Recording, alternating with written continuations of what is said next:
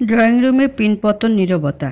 তার মধ্যে অবশ্য শো শো শব্দ হচ্ছে জানলার কপাটগুলোয় ক্রমশ এসে সপাটে বাড়ি খাওয়া বাতাসগুলোর। আবরারের সামনে অনেকটা দূরত্ব নিয়ে দাঁড়িয়ে আছে তনয়া। আবরার তীক্ষ্ণ দৃষ্টিতে তাকিয়ে আছে তনয়ের মুখের দিকে, যার দরুন তুমুল অস্বস্তি নিয়ে ক্ষণে ক্ষণে আরও চোখে তাকাচ্ছে তনয়া। স্নিগ্ধা আবরারের পাশে একরাশ উৎকণ্ঠার চোখে মুখে নিয়ে দাঁড়িয়ে আছে। বিয়ের পর সামনে আরও কত কী অপেক্ষা করছে তার জন্য কে জানে। এতক্ষণে তোফায়েল সোফা ছেড়ে উঠে দাঁড়ালেন। এমন দীর্ঘ নীরবতা ভঙ্গ হলো তার বাজখাই গলার আওয়াজে। অনেক হয়েছে এই মিউচুয়াল বোঝাপড়া। আর নয় অফিসার, একটা মেয়ের জীবন নষ্ট করার মূল্য হারে হারে টের পাওয়াতে চাই আমি ওকে।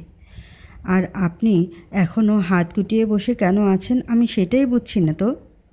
তোফায়েলের কথার প্রেক্ষিতে সিনিয়র অফিসার আমিনুল কোনো জবাব দেওয়ার আগে আবরার শক্ত মুখে তোফায়েলের চোখে চোখ রেখে বলে উঠল, আমি আপনার মেয়ের জীবন নষ্ট করিনি, উল্টো আপনারা আমার জীবন নষ্ট করেছেন। আবরারের কথায় স্নিগ্ধার ভীষণ অদ্ভুত অনুভূত হয় এবার। তনয় আবরারের জীবন নষ্ট করলো? আর কীভাবেই বা?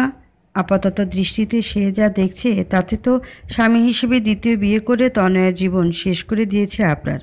তাহলে এই কথার মানে কি? স্নিগ্ধার ভাবনার সুতো খোলে ওপাশ থেকে তনয়ার তেতে ওঠাতে। আমি আপনার লাইফ বরবাদ করিনি, মিথ্যে ব্লেম আমাকে দেবেন না আবরার। আবরার পুনরায় কিছু বলতে নিলে সিনিয়র অফিসার আমিনুল ব্যতিব্যস্ত হয়ে উঠে দাঁড়িয়ে বলে, আপনারা প্লিজ শান্ত হন। এভাবে রাস্তার লোকেদের মতো একে অন্যের সাথে তর্ক করবেন না। আর হ্যাঁ, কে কার লাইফ নষ্ট করেছে বা করেনি সেসব আমরা বুঝে নিচ্ছি। আবরার আর তনয়া শান্ত হলেও তোফায়েল ক্রুদ্ধ সরে বলল, বোঝাবুঝির কি আছে অফিসার? আমি তোফায়েল পাঠান বলছি তো আপনাকে। এই ছেলে আবরারকে ইশারা করে বলল, আমার মেয়েকে বিয়ে করে 1 বছরের মাথায় আবার নতুন বউ ঘরে তুলেছে। আর আপনি নিজেই তো দেখতে পাচ্ছেন, এই তো এই ধরিবাজ মেয়েটা তো দাঁড়িয়েই আছে আপনার সামনে।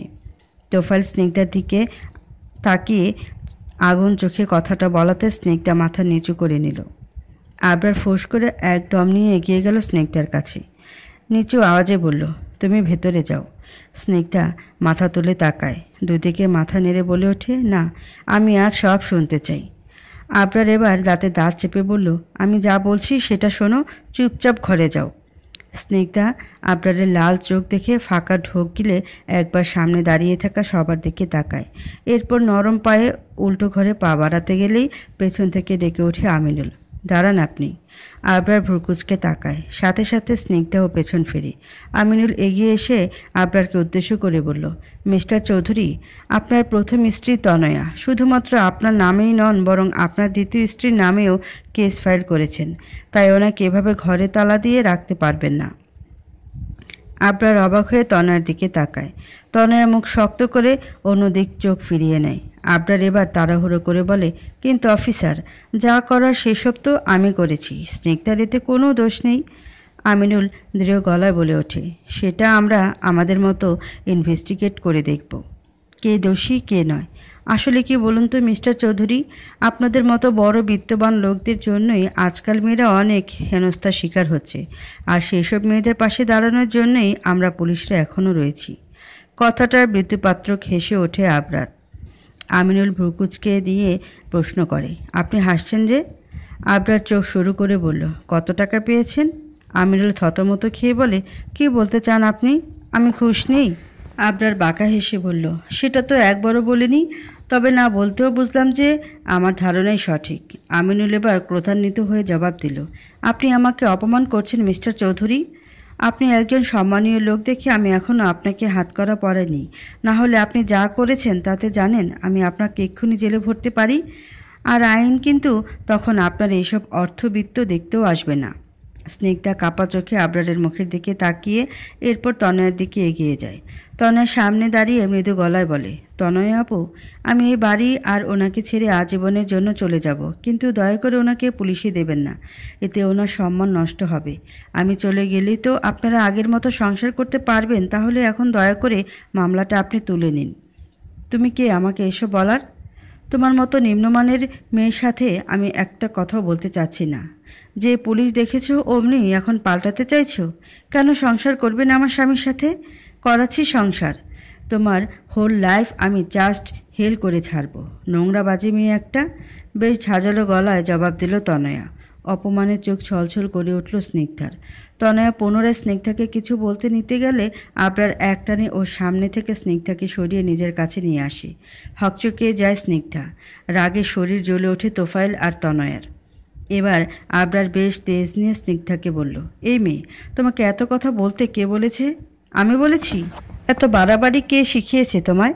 চুপচাপ এখানে দাঁড়িয়ে থাকো, আগ বেরিয়ে একটা কথাও বলবে না। স্নিগ্ধা ভয়ে মাথা নিচু করে রাখে। আবরার এবার তনয়ার দিকে তাকিয়ে বলে ওঠে, আমাকে জেলে দিতে চাইছেন তনয়া? কিন্তু আপনি খুব ভালো করেই জানেন আপনি সেটা পারবেন না। অন্তত এই আবরার ফাহাদ চৌধুরীর সাথে তো নয়ই, কারণ নারা যে বেলতলায় একবার যাই। তনয়া আবরারের কথার মানে বুঝতে না পেরে ভ্রুদয় কুঁচকে নেয়। কি বলতে চাইছেন? তোফায়েল ত্বরিত গতিতে দাঁত চিবিয়ে বলে, ও আবার কি বলবে? অভিনয় করছে আমাদের সাথে, বোঝাচ্ছে যে আমি ভাঙছি তবু মচকাচ্ছি না। আবরার ক্রোধ নিয়ন্ত্রণে চোখ বন্ধ করে মাথা নিচে রেখে দম নিতে থাকে। আমিনুল এগিয়ে আসে স্নিগ্ধার দিকে, ব্যস্ত গলায় বলে, মিসেস স্নিগ্ধা আবরার চৌধুরী, আমি আপনাকে কিছু প্রশ্ন করতে পারি? আবরার অধৈর্য হয়ে তাকায়। হাত উঁচু করে আমিনুলকে নিষেধ করতে গেলে ইশারায় থামিয়ে দেয় আমিনুল। বলে ওঠে, প্লিজ মিস্টার আবরার, এটা আমার ডিউটি, বাধা দেবেন না। এরপর আর কথা বাড়ায় না আবরার। অন্যদিকে স্নিগ্ধা চোখ নিচে রেখে হ্যাঁ বোধক মাথা নাড়ে আমিনুলের উদ্দেশ্যে। আমিনুল এবার পেছনে দু হাত বেঁধে স্নিগ্ধাকে উদ্দেশ্য করে বলে ওঠে, আপনার আর মিস্টার আবরারের কি শরীয়ত মোতাবেক বিয়ে হয়েছে? স্নিগ্ধা মৃদু গলায় বলল, জি। রেজিস্ট্রি হয়নি? উত্তরে স্নিগ্ধা কিঞ্চিত মাথা ঝাঁকা, যার অর্থ না। আমিনুল পুনরায় জিজ্ঞাসা করে, আপনি কি জানতেন মিস্টার আবরার আগে থেকেই বিবাহিত ছিলেন? না। আমিনুল সন্দেহীভাবে তাকিয়ে বলে, এই বিয়েটা কি আপনাকে জোরপূর্বক করেছেন উনি? এ পর্যায়ে স্নিগ্ধা আবরারের দিকে তাকায়। আমিনুল তৎপর গলায় বলে ওঠে, ওদিকে নয়, আমার দিকে তাকান। স্নিগ্ধা চোখ নামিয়ে আবারও নিচের দিকে তাকিয়ে আলোড়িত গলায় বলে ওঠে, বিয়ে আমি আমার ইচ্ছেতে করেছিলাম, আমাকে উনি জোর করেননি। আমিনুল মাথা ঝাঁকিয়ে বলে, ও আচ্ছা, তাহলে আপনি বলতে চাচ্ছেন নিজের ইচ্ছেতে বিয়ে আপনি করেছেন, কিন্তু আপনি জানতেন না যে আপনার আগে থেকে বিবাহিত ছিল বা ওনার ঘরে স্ত্রী ছিল? স্নিগ্ধা দৃঢ়ভাবে জবাব দেয়, না, জানতাম না। আমিনুল ভ্রু নাচিয়ে বলে, তাহলে আপনি কখন জেনেছেন? স্নিগ্ধা সামান্য সময় চুপ থেকে বলল, এখানে আসার পর। আমিনুল এবার কপাল কুঁচকে বলল, তাহলে তখন আপনি কেন চলে যাননি? কেন থেকে গিয়েছিলেন? স্নিগ্ধা কথার প্রেক্ষিতে আমিনুলের মুখের দিকে চোখ উঠিয়ে তাকালে আমিনুল তটস্থ গলায় বলে ওঠে, না মানে আপনি বিয়ের আগে জানতেন না যে ওনার আরেকটা বউ আছে, এ অবধি মেনে নিলাম, কিন্তু যখন জানতে পারলেন তখন কেন গেলেন না? কেন বিয়েটা ভেঙে দিলেন না? এটাই তো উচিত ছিল আপনার, তাই নয় কি? স্নিগ্ধা এবার আর কথা তোলে না, চুপ মেরে শক্ত পাথরের ন্যায় দাঁড়িয়ে থাকে। ব্যাপারটায় তনয়া উদগ্রীব হয়ে বলে ওঠে, দেখেছেন অফিসার, এবার আর গলা দিয়ে আওয়াজ আসছে না। এই মেয়ে সব মিথ্যে বলছে, এটাই তার প্রমাণ। ও জেনে শুনে এসেছে, টাকা দেখেছে তো, তাই আর লোভ ধরে রাখতে পারেনি। কথাটা স্নিগ্ধার ভীষণ কান্না পেলেও কোনো মতে ঠোঁট কামড়ে আটকে নেয়। অন্যদিকে আবরার চোয়াল শক্ত করে বলে ওঠে, আপনি আগে আয়নায় নিজেকে দেখুন তনয়া, তারপর অন্যকে নিয়ে কথা বলবেন। ও হ্যাঁ, আয়নার সামনে দাঁড়ানোর সময় অবশ্যই আপনার বাবাকেও পাশে নিয়ে নেবেন, আফটারঅল তিনি তো আপনার গুরু। এরূপ বাক্যে তোফায়েল ক্ষিপ্ত হয়ে কিছু বলতে নিলেই আমিনুল চোখ ইশারা করে থামিয়ে দেয়। বিরক্তি নিয়ে বলে ওঠে, আপনারা সবাই চুপ করবেন, আমাকে বলতে দিন। এবার আমিনুল আবরারের দিকে ঘাড় ফেরায় বলে ওঠে, মিস্টার আবরার, আপনি এবং মিস্টার তোফায়েল পাঠান দুজনই যথেষ্ট সম্মানিত লোক দেখি আমি ভেবেছিলাম ব্যাপারটা মিউচুয়াল হ্যান্ডেল করব। এখন আপনি যদি কোঅপারেট করেন তবেই সেটা সম্ভব। আবরার ভ্রু নাচিয়ে প্রশ্ন করে, কি করতে হবে? আমিনুল একবার তোফায়েলের দিকে তাকিয়ে আবার তনয়ের দিকে তাকায়। সেদিকে চোখ রেখে বলে ওঠে, মামলাটা যেহেতু উনি করেছেন সেহেতু ওনার দিকে আমাদের থাকাটা আবশ্যক। আর আমি আপনার দ্বিতীয় স্ত্রী থেকে যা ইনফরমেশন পেলাম তাতে এখানে উনিও পুরোপুরি নির্দোষ প্রমাণিত হয় না। তাই এখন এটাই ভালো হবে যদি আপনি অতি সত্বর ওনাকে ডিভোর্স করে শুধুমাত্র তনয় চৌধুরীর সাথেই সংসার করেন। তো স্নিগ্ধা চমকে গিয়ে মাথা তুলে আবরারের দিকে তাকিয়ে থাকে। তোফায়েল এগিয়ে গিয়ে মেয়ের পাশে দাঁড়ান, তনয়ের কাঁধে হাত ঠেকিয়ে ফিসফিস করে বলেন, এবার দেখিস মা, জেলের ঘানি টানার ভয়ে আবরার কেমন সুরসুর করে তোর পায়ের কাছে এসে পড়ে আর ওই মেয়েকে ঘাড় ধাক্কা দিয়ে বাইরে ফেলে দেয়। তনয় বাবার প্রত্যাশার কথা শুনে ফাঁকা ঢোক গেলে, যদিও তার মনের মধ্যে একটুও আশার সূর্য উঁকি দিচ্ছে না, তবুও কথাটায় বিশ্বাস রাখতে ভারী ইচ্ছে হচ্ছে তার। আবরার এবার আমিনুলকে উদ্দেশ্য করে ভ্রু বাঁকিয়ে বলে, তা না হলে? আমিনুল জোর গলা জবাব দেয়, না হলে দ্বিতীয় অপশনটাই আমাকে বেছে নিতে হবে। আপনাদের রেপুটেশনের কথা তখন আর ভাববো না আমি। আবরার খানিকক্ষণ চুপ মেরে থাকে। অজান্তে ধকধক করে কাঁপতে শুরু করে স্নিগ্ধার ভেতরে। তনয় আর তফায়েল উদ্গ্রীব হয়ে তাকিয়ে থাকে আবরারের উত্তরের আশায়। কিছু সময় পেরোতেই আবরার চট করে একদমই বলে ওঠে, অফিসার, আমি স্নিগ্ধাকে ডিভোর্স দেব না, এবং কখনোই না। আবরারের উত্তরে তনয়া তফায়েল আহত চোখে তাকিয়ে থাকে। রাগ ক্রোধ ছুটে বেড়াতে শুরু করে তাদের সমগ্র শরীরের রঞ্চে রঞ্চে। কিন্তু স্নিগ্ধার অবাক দৃষ্টি তখনও আবরারের মুখের উপর আটকে থাকে। আমিনুল এবার প্রজ্ঞায় গলায় বলে ওঠে, একটা সুযোগ দিতে চেয়েছিলাম আপনাকে মিস্টার চৌধুরী, অথচ আপনি? আবরার দৃঢ় গলা জবাব দিল, I don't need any chances. Aminul এবার ক্ষিপ্র গলায় বলল, তবে আর কি, থানায় চলুন। আমিনুল কথা শেষ করতেই তোফায়েল এবার ক্রুদ্ধতা নিয়ে বলল, নিজের ভালো তো পাগলও বুঝতে পারে, অথচ তুমি তো তার থেকেও অধম আবরার। আবরার বাঁকা হেসে বলে, হলাম না হয়, তবু ভালো আপনার মতো ধরিবাজ হইলি। তোফায়েল দাঁত চেপে চুপ করে থাকে। আমিনুল বাকি দুজন কনস্টেবলকে উদ্দেশ্য করে বলে ওঠে, ওনাদের নিয়ে আসুন। কথা শেষে আমিনুল সামনে হাঁটা ধরে। তোফায়েল মেয়ের দিকে তাকে আহত হয় তনয়ের পাশে অশ্রুসিক্ত মুখ দেখে। যে মেয়ের খুশির জন্য এত কিছু করলো, আজ সে মেয়ের মুখে অমাবস্যার ঘন ঘটা দেখে বুকটা মোচড় দিয়ে ওঠে তার। ছোট্ট একটা দম ফেলে সোফায় ওপর বসে পড়ে তোফায়েল। অন্যদিকে স্নিগ্ধা গুটি গুটি পায়ে মহিলা কনস্টেবলের সাথে সদর দরজার দিকে হাঁটতে ধরে। হুট করে আবরার সবার উদ্দেশ্যে গলা বাড়িয়ে বলে ওঠে, 1 মিনিট। আমিনুল দাঁড়িয়ে পড়ে। স্নিগ্ধাও পেছন ঘুরে তাকায়। উপস্থিত সকলে বিস্ময়ের সাথে সাথে কৌতূহল চোখে মুখে তাকিয়ে থাকে আবরারের দিকে। আবরার আয়েশি ভঙ্গিতে পকেটে 2 হাত গুজে দাঁড়ায়। ঠোঁট বাঁকিয়ে হেসে বলে ওঠে, এখনই ড্রামা শেষ হলে হবে? পিকচার তো अभी भी बाकी है। আপনি আবার কোন নতুন নাটক শুরু করতে চাচ্ছেন মিস্টার চৌধুরী? আমিনুলের তীক্ষ্ণ প্রশ্নে সামান্য মুচকি হাসে আবরার। দৃঢ় গলায় জবাব দেয়, নাটক আমি শুরু করছি না, বরং বলতে পারেন নাটক শেষ করছি। আমিনুল ভ্রুদয় কুঁচকে নেয়, বলে, তাহলে সময় নষ্ট না করে যা বলার স্পষ্ট করে বলুন। আবরার একইভাবে উত্তর দিল, সময়ের যদি আদৌ মূল্য দিতেন তবে তোফায়েল পাঠানের হয়ে এখানে আসতেন না। কথাটা বেশ গায়ে লাগে আমিনুলের। উত্তরে এবার দাঁত চেপে বলে উঠি, কি বলতে চাইছেন আপনি? আমি কারো কথা কাজ করছি? আমি আমার ডিউটি করছি না? আবরার মৃদু হেসে বলল, হলেও হতে পারে। আমিনুল ক্ষিপ্র হয়ে বলল, মিস্টার চৌধুরী, আপনি ভুলে যাবেন না আমি পুলিশের একজন সিনিয়র অফিসার। আমার সাথে এইভাবে কথা বলার কোনো রাইটস আপনার নেই। আবরার ভ্রু বাঁকিয়ে বলল, ঠিক যেভাবে বিনা অপরাধে আমাকে আর আমার স্ত্রীকে অ্যারেস্ট করার রাইট নেই আপনার, তাই তো? এ পর্যায়ে আবরারের কথায় সবার মধ্যে এক ঝাঁক কৌতূহল এসে ভিড় করে।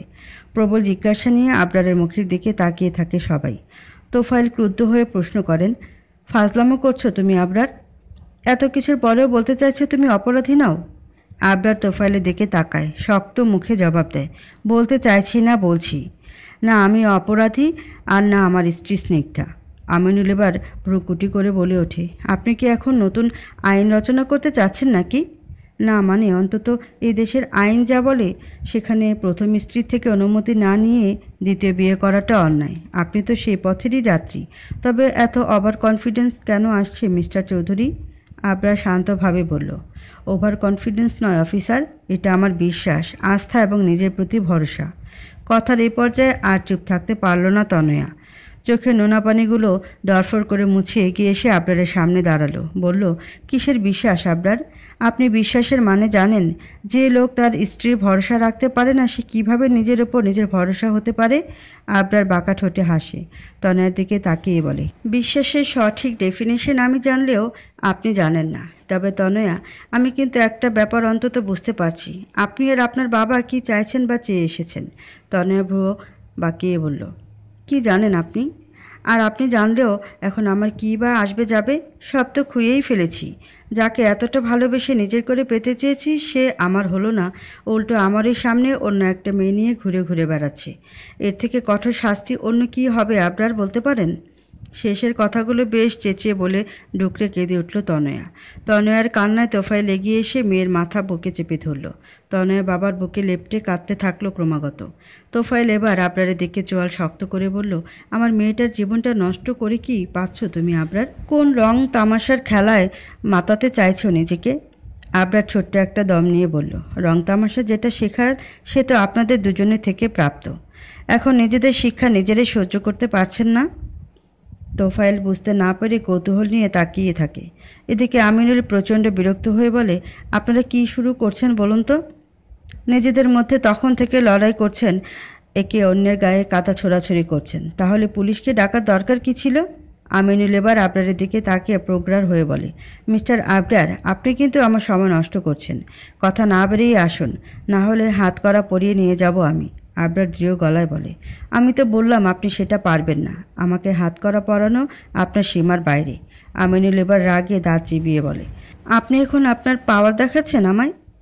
আবরার মুচকি হেসে বলে ওঠে, পাওয়ার দেখালে আজ এখানে দাঁড়িয়ে এত কথা বলার অবস্থায় থাকতেন না আপনি। সেটা আপনিও খুব ভালো করে জানেন। আমিনুল চুপ করে যায়। তনয়া বাবার বুক থেকে মাথা তোলে, চট করে ঝাঁঝালো গলায় বলে, ক্ষমতা দিয়ে সব করবেন ভেবেই এতটা নিচে নামতে পেরেছেন, তাই না আবরার?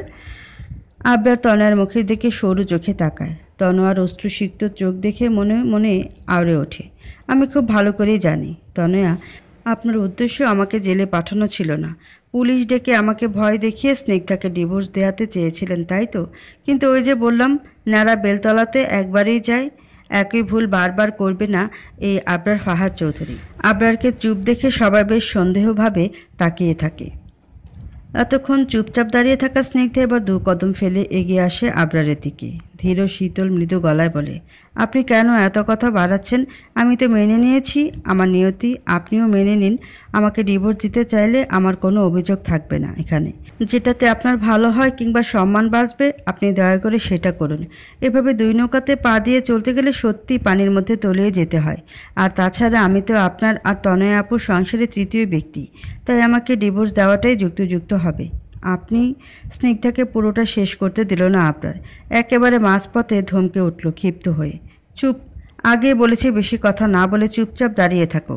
এতক্ষণ ঠিক যেভাবে ছিলে বড়দের মধ্যে পাকামো করতে তোমায় কেউ বলেনি, বুঝলে? আবরারের বাজখাই ধমকে কেঁপে উঠল স্নিগ্ধা। ঘাবড়ে গিয়ে চোখ নামিয়ে নিল মেঝের দিকে। পাশ থেকে তোফায়েল ঠোঁট এলিয়ে বলে উঠল, বাহ, এই মেয়ের তো বেশ বুদ্ধি দেখছি। এতক্ষণে একটা কাজের কথা বলল, এতে ওরও ভালো আর তোমারও। আবরার, জেলে যাওয়ার অপমানের হাত থেকে দুজনেই বাঁচবে। দেখো, এখন তোমরা দুজনেই যদি হাজতবাস করো, সম্মান তো তোমার যাবে, ওর নয়। কারণ ও তো একটা হাবাতে ঘরের মেয়ে, তাই না? কথাটায় আবরার তোফায়েলের দিকে ঘাড় ফিরিয়ে শীতল গলায় উত্তর দিল, ও কি বা কেমন সেসব আমি আপনার থেকে শুনবো না আঙ্কেল। তোফায়েল পুনরায় কিছু বলতে নিলে গেলে নিচ থেকে বাবার হাত চেপে ধরল তনয়া। থমকে গিয়ে চুপ করে রইল তোফায়েল। এবার আমিনুল ধৈর্য হারা হয়ে বলল, এসব কি হচ্ছেটা কি? মিস্টার আবরার, অনেক হয়েছে আপনার কৌতুক, আর নিতে পারছি না, চলুন এবার। আবরার শক্ত গলায় বলল, কোন অপরাধে? বিরক্তিতে আমিনুলের মুখ তিক্ততা ভরে এলো। নাক মুখ কুঁচকে নিয়ে বলল, বারবার একই কথা শুনতে চাইছেন মিস্টার চৌধুরী? আবরার একইভাবে বলল, অবশ্যই। কোন অপরাধে আমাকে নিয়ে যাবেন সেটা শোনা আমার অধিকারের মধ্যে পড়ে। উত্তরে আমিনুল তটস্থ গলায় বলে উঠল, বেশ, শেষবারের মতো বলছি, প্রথম স্ত্রীর অনুমতি ব্যতীত দ্বিতীয় বিয়ে করার অপরাধে আপনাকে গ্রেফতার করা হচ্ছে। আই থিঙ্ক বুঝে নিয়েছেন ভালো করে। আবরার এবার ভ্রু নাচিয়ে বলল, কে আমার প্রথম স্ত্রী অফিসার? আপনার কোথাও ভুল হচ্ছে। আমার এক এবং একমাত্র স্ত্রী স্নিগ্ধা। কথাটায় চমকে গিয়ে তাকায় স্নিগ্ধা। তনয়া অধীর চোখে একবার বাবার দিকে তাকায়, আরেকবার আবরারের দিকে। আমিনুল ভ্রুকুচকে বলে, কি বলতে চাইছেন? আবরার এবার কপালের বাম পাশে মৃদু আঙ্গুল বুলিয়ে বলে ওঠে, ওই যে বললাম, স্নিগ্ধা ছাড়া আমার আর কোনো স্ত্রী নেই। পাশ থেকে তনয়া ব্যস্ত গলায় উত্তর দেয়, এখন কি বিয়েটাও অস্বীকার করতে চাইছেন? আবরার মুচকি হেসে বলে ওঠে, যেখানে বিয়েটা হয়নি সেখানে স্বীকারই বা কেন করব? দেয়ালের চারদিক জুড়ে আবরারের এই একটি বাক্য বারবার প্রতিধ্বনিত হতে শুরু করে দেয়। তনয়া বাকরুদ্ধ হয়ে দাঁড়িয়ে থাকে। আমিনুল তোফায়েল দুজনেই মুখ হাঁ করে একে অন্যের দিকে তাকায়। স্নিগ্ধা ফ্যাল ফ্যাল করে চেয়ে থাকে আবরারের মুখের দিকে। আমিনুল কয়েক দফায় নিজেকে সামলে বলে ওঠে, এর মানে? আবরার শান্ত গলা জবাব দেয়, মানে আমার আর তনয়ার বিয়েটা আদৌ হয়নি। কথাটা শুনতে 2 কদম পিছিয়ে যায় তনয়া। চোখে লবণাক্ত পানিগুলো এখন আরও বেশি বেগ নিয়ে ঝরতে শুরু করে। তোফাইল ক্রুদ্ধ গলায় বলে, বিয়েটা হয়নি মানে কি? নাটক করছো তুমি? হ্যাঁ, নাটক। খেলনা পেয়েছো আমার মেয়েকে? আমার সামনে, তোমার বাবার সামনে তোমাদের পারিবারিক উকিল বিয়ে পড়িয়েছেন তোমাদের। তাহলে এখন এসব ভাতাবাজির মানে কি আবরার? আবরার জবাবে মুচকি হেসে বলে, উত্তর তো আপনার কথাতেই আছে আঙ্কেল। আমাদের পারিবারিক উকিল বিয়েটা পড়িয়েছিলেন, ঠিক বিয়ে পড়াননি। উনি জাস্ট বিয়ের পেপারস দেখিয়ে আমাকে আর তনয়কে সাইন করতে বলেছিলেন, তাই না? কিন্তু সেসব পেপারসই নকল ছিল, ইলিগেল ছিল। আর সত্যি এটাই ওসব সোহরাব কাকা আমার বুদ্ধিতে করেছিলেন। স্নিগ্ধা তনয়া দুজনই হতভম্ব নিষ্পলক চোখে চেয়ে থাকে আবরারের মুখের দিকে। আবরারকে ভীষণ এখন অধম মনে হতে শুরু করে স্নিগ্ধার। তনয়ের কান্না, চোখের জল সব তো এই লোকটার জন্যই ঝরছে। কি অদ্ভুত নিয়ম প্রকৃতির! যে মেয়ে সংসার করতে মরিয়া তাকে এভাবে ঠকালো, আর সংসার সামলানোর ন্যূনতম ইচ্ছে তার মধ্যে না থাকতেও তাকে আটকে রাখছে আবরার।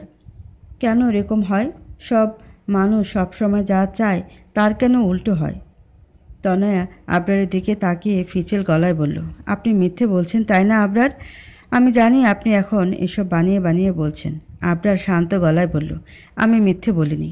যা শুনেছেন তার সবটাই সত্যি। কথাটায় হতাশ চোখে তাকিয়ে কেঁদে ওঠে তনয়া। তোফাইল হতবাক হওয়ার পরিমাণ সামলে ধীরে পায়ে আমিনুলের কাছে গিয়ে দাঁড়ায় এই সুযোগে। ফিসফিস গলায় বলে, আমার মনে হচ্ছে এটা ওর বানানো কোনো কারসাজি। পুলিশের হাত থেকে বাঁচার জন্য বলছে এসব। আমিনুল আবরারের দিকে চোখ রেখে মুখ এগোয় তোফাইলের কানের কাছে, বলে ওঠে, স্যার, আমার কিন্তু সেসব মনে হচ্ছে না। পুলিশের সামনে হাওয়ায় ওড়ানো কথা কেউ বলে না। কারণ আমরা তো তদন্ত করবই, সেটা তো উনিও জানেন। তারপরেও আপনার সন্দেহ হলে আমি কথা বলছি, দাঁড়ান। তোফাইল চিন্তিত মুখ নিয়ে সোজা হয়ে দাঁড়ায়। পাশ থেকে আমিনুল গলা বাড়িয়ে বলে ওঠে, কি প্রমাণ আছে মিস্টার চৌধুরী আপনাদের বিয়েটা যে হয়নি? আবরার চোখ শুরু করে বলে, প্রমাণ আপনারা সোহরাব আঙ্কেলের চেম্বারে গেলেই পেয়ে যাবেন। আমি তো পেপারস হাতে নিয়ে ঘুরি না, তাই না অফিসার? তদন্ত করা আপনাদের কাজ, আপনারাই করুন বরং।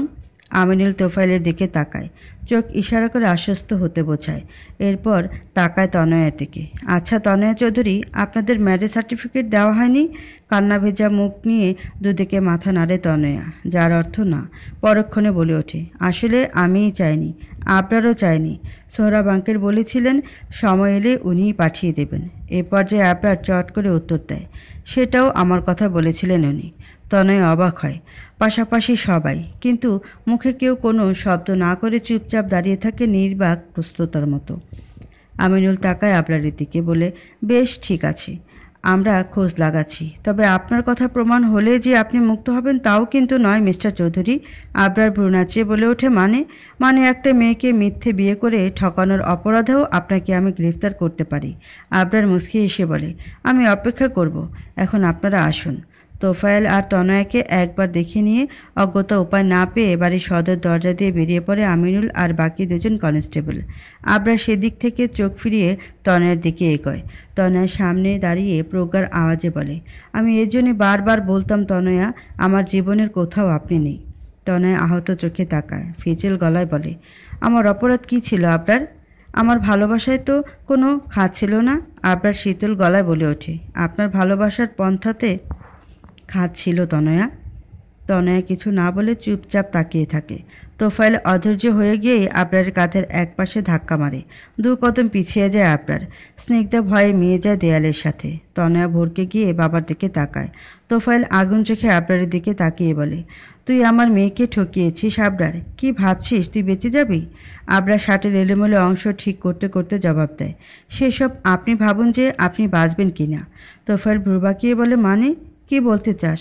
আবরার এগিয়ে আসে তোফাইলের সামনে, ধীর গলায় বলে, আমাকে মিথ্যে রেপড কেসে ফাঁসানোর কথা এত তাড়াতাড়ি ভুলে গেলেন তোফাইল পাঠান?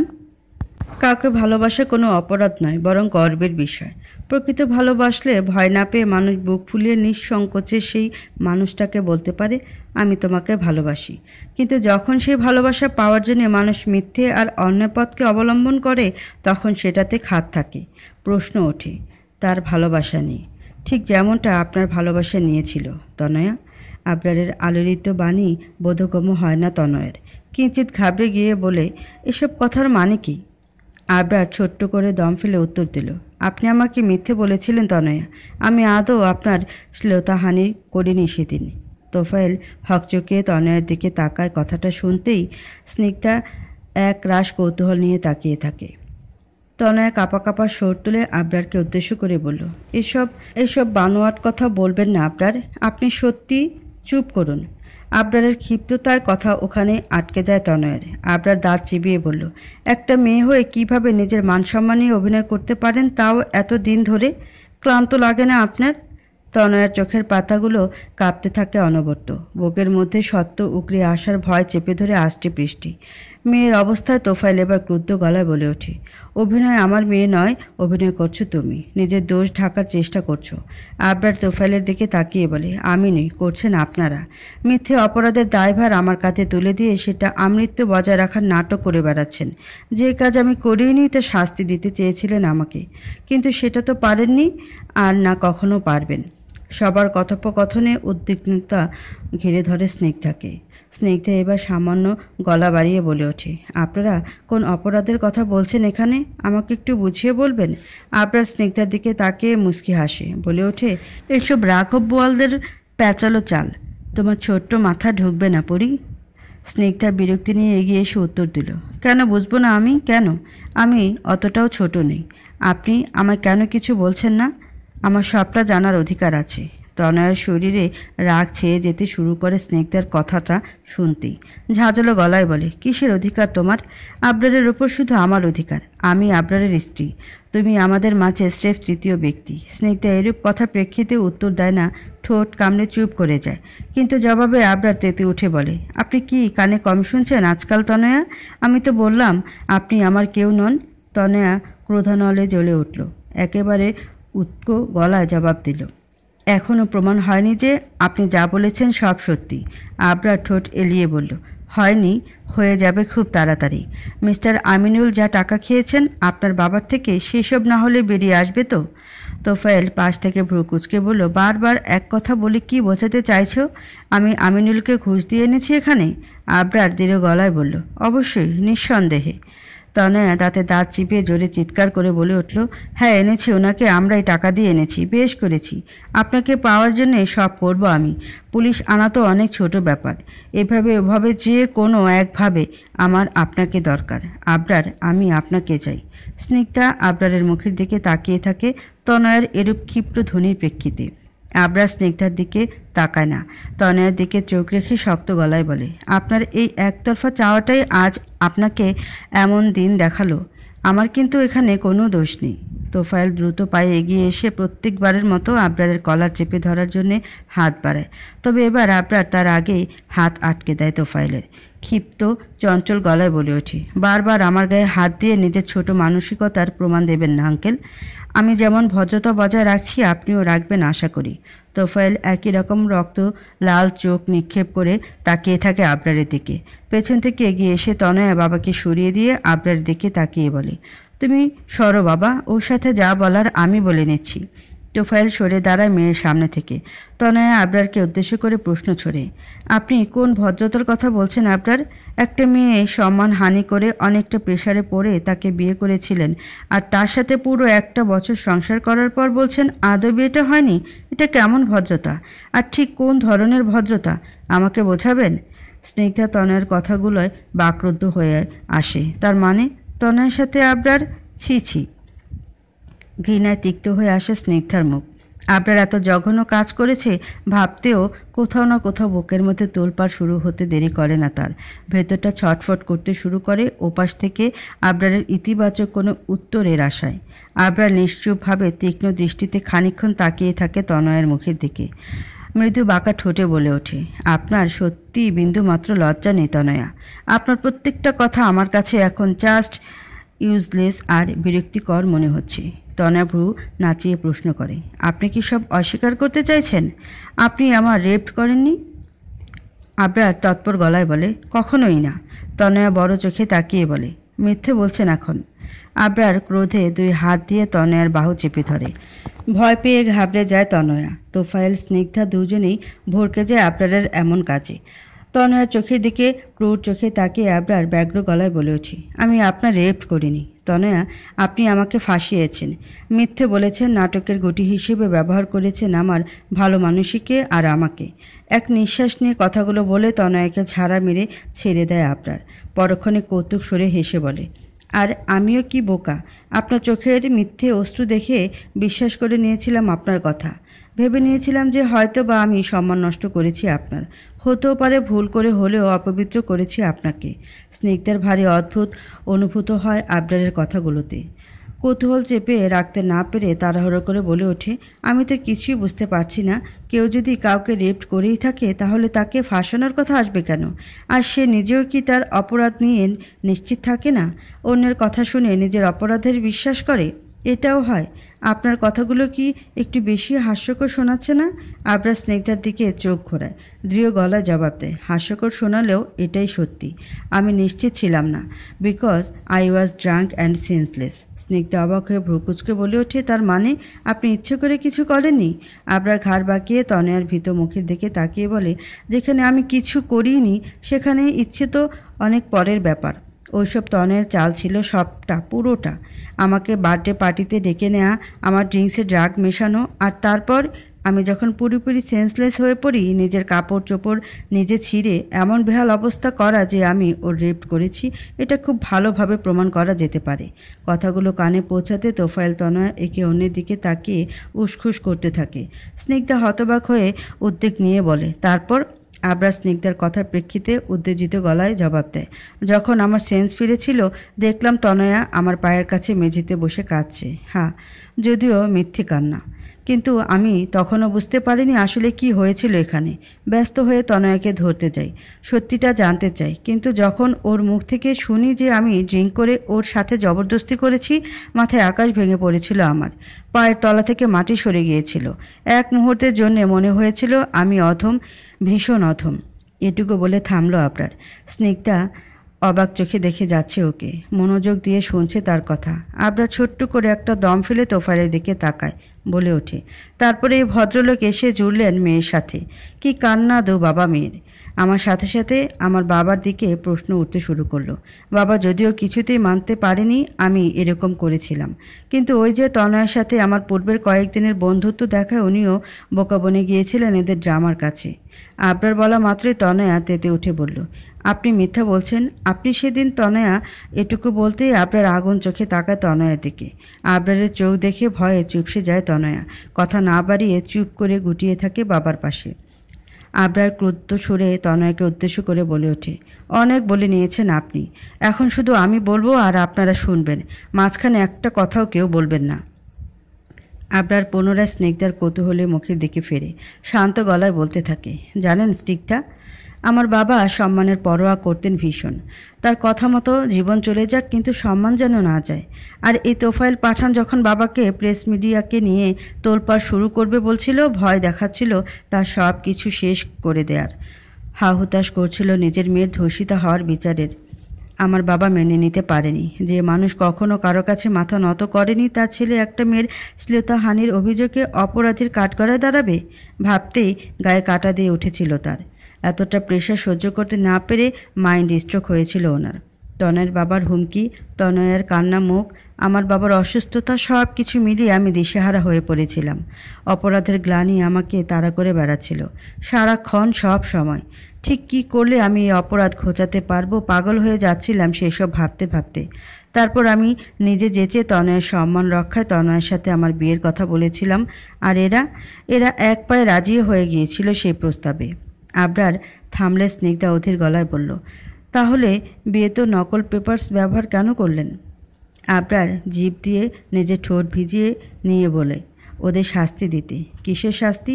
জবাবে আবদার উদ্বেগহীন গলায় বলে, বিয়ের দুদিন আগে আমি জানতে পারি এই সব কিছু ওদের সাজানো ছিল পুরোটাই।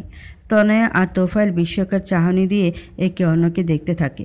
তোফায়েল ফাঁকা ঢোক গিলল, কোনো মতে মোটা ধ্বনি তুলে বলে উঠল, কি বলতে চাইছো আবরার? নিজের দোষ আমাদের ঘাড়ে দিতে চাইছো? আবরার সন্দেহীভাবে তাকিয়ে বলে, আপনার কি মনে হয় সত্যি সেরকম কিছু? তোফায়েল এবার বাঁকা হেসে বলে, সেটা তো তুমি ভালো বলতে পারবে। ধরে নিলাম আমরা যা করেছি সব মিথ্যে।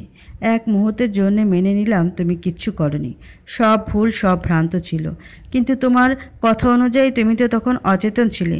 তাহলে তুমি কি করে জানলে সবটা সাজানো ছিল আমাদের? এটা বড্ড বেশি মন গড়া কাহিনী বলে ফেললে আবরার। আবরার নিচের দিকে চোখ রেখে মুচকি হাসে। তোফাইলের কাছে এগিয়ে ভ্রু নাচিয়ে উত্তর দিল, কি জানেন তো মিস্টার তোফাইল পাঠান, গল্প আপনি ভালোই সাজিয়েছিলেন, কিন্তু ওই যে দেয়ালেরও কান থাকে।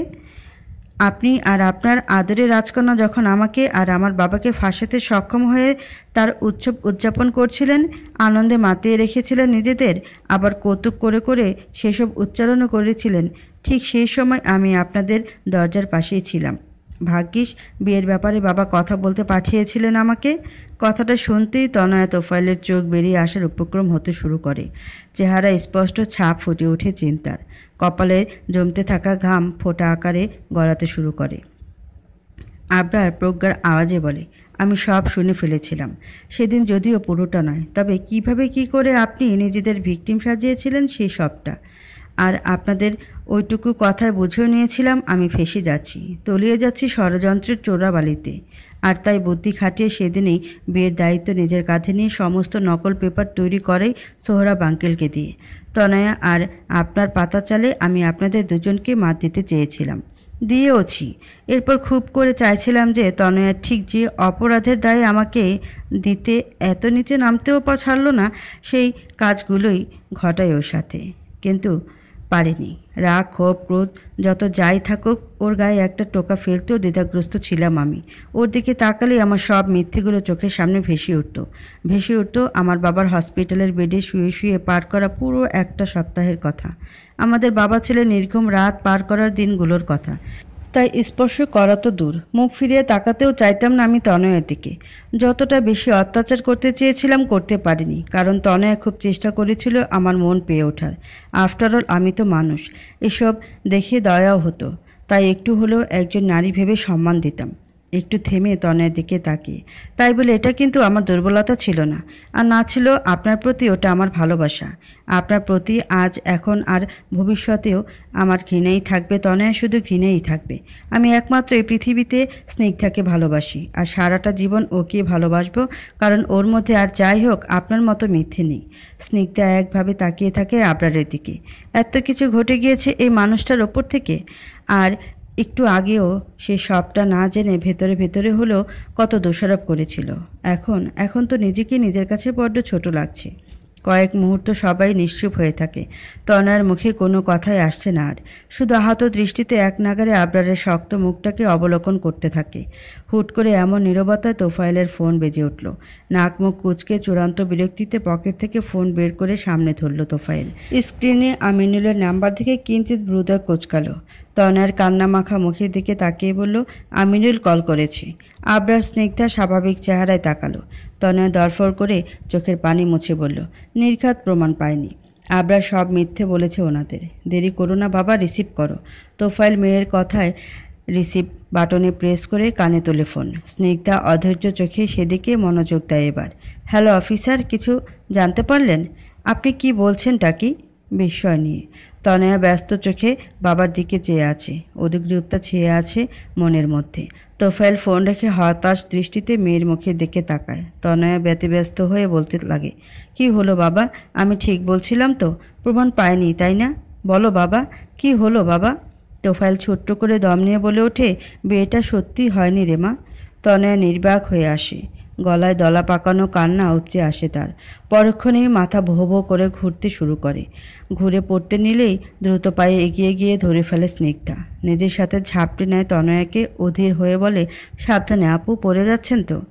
গলার সুর শুনতেই তনয়া কপাল কুঁচকে ক্রোধ নিয়ে তাকায়। স্নিগ্ধাকে দেখতেই গায়ে ফুটন্ত পানি পড়ে ফোসকা পড়ার মতো অনুভব হতে শুরু করে। এক ধাক্কায় নিজেকে ছাড়িয়ে নেয় স্নিগ্ধার থেকে। ঝাঁঝালো কণ্ঠে বলে, তোর এত বড় সাহস, তুই আমাকে ছুঁয়েছিস? নির্লজ্জ বেহায়া মেয়ে, এই সব তোর জন্য হয়েছে, সবটা। স্নিগ্ধা কথার জবাব দেয় না, তবে আবরার এতক্ষণ স্নিগ্ধাকে সরিয়ে নিজের কাছে এনে বলে ওঠে, নির্লজ্জ বেহায়া ও নয় আপনি। তনয়া ফিচেল গলায় বলে, আবরার এবার শক্ত মুখে উত্তর দিল, এবার নিশ্চয়ই প্রমাণ পেয়েছেন। আর কিছু বাকি নেই, তবে এবার আসুন আপনারা, বেরিয়ে যান বাড়ি থেকে। সম্পূর্ণ মনোযোগী দৃষ্টিতে বাইরের নিকষ কালো আর অন্ধকারাচ্ছন্ন রাতের শহরটাকে অবলোকন করছে স্নিগ্ধা। চোখ সেদিকে থাকলেও আদৌ মন নেই সেখানে। সকালের পর এখন রাত নেমেছে। একটু আগেই তেজি সূর্যটাও লাল রং দেখিয়ে ডুবে গিয়েছে পশ্চিমে। ঠিক আবার ভোরের পাখি ডাকলে উঠে আসবে সে। পুরানো আলো ঝলমলে রোদ উপহার দেবে। ক্লান্ত রাত ছটফটে দিনে রূপ নেবে। ব্যস্ত মানুষগুলো আবারও ব্যস্ত হয়ে পড়বে তাদের রোজকার কাজে। সবার দৈনিক তাদের রুটিন মাফিক চলে।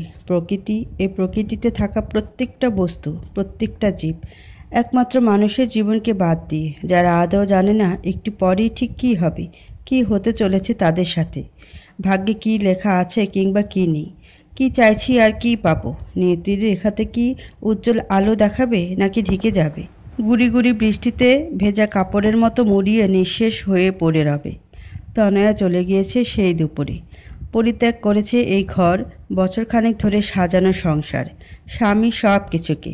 ঠিক পরিত্যাগ করেনি, পরিত্যক্ত হয়েছে আবরারের কাছ থেকে। হয়তো আবরারের জীবন থেকেও বরাবরের জন্যই তার যাওয়া। কিন্তু যাওয়ার আগে বাবা মেয়ের বলে যাওয়া প্রত্যেকটা কথাই অতিমাত্রায় ভাবাচ্ছে স্নিগ্ধাকে। বারবার মনে পড়ছে আবরারের সামনে তোফায়েলের আঙ্গুল উঁচিয়ে আড়ানো শেষ কথা, আমার মেয়ের প্রত্যেকটা চোখের জলের দাম গুনতে হবে তোকে। তনয়ার অগ্নিদৃষ্টি, যে দৃষ্টির অনলে এক নিমিষেই ঝলসে যেতে পারে সে। আর তার এই দুদিনের সংসার। ওরা যাওয়ার পরপরে আবরারও বেরিয়েছে। দুপুর গড়িয়ে বিকেল, বিকেল গড়িয়ে সন্ধে, আর এখন প্রায় রাতে মোড় নিতে চলল সময়। তবুও খোঁজ নেই তার। এই প্রথমবার আবরারের জন্য অপেক্ষা করছে স্নিগ্ধা। মন থেকে আকুলতা বাড়ছে আবরার ফিরে আসা নিয়ে। কখন আসবে, কখন আসবে, এই প্রশ্ন বারবার উকি মারছে মস্তিষ্কের কোঠায়। আজ এই বাড়িতে কাজের লোক বাদ দিয়ে শুধুমাত্র আবরার আর স্নিগ্ধা। তনয়ের ছায়াও নেই এখানে। হয়তো আবরারের জীবনেও তাই। আবরারের জন্য ভীষণ রকম খারাপ লাগা এখনও কাটেনি স্নিগ্ধার। মায়া টান অনুভূতি একটু হলেও সেই বিয়ের সময়টার মতোই নাড়া দিচ্ছে। একটা সময় তনয়ের জন্য শুরু থেকে তার মায়া হতো।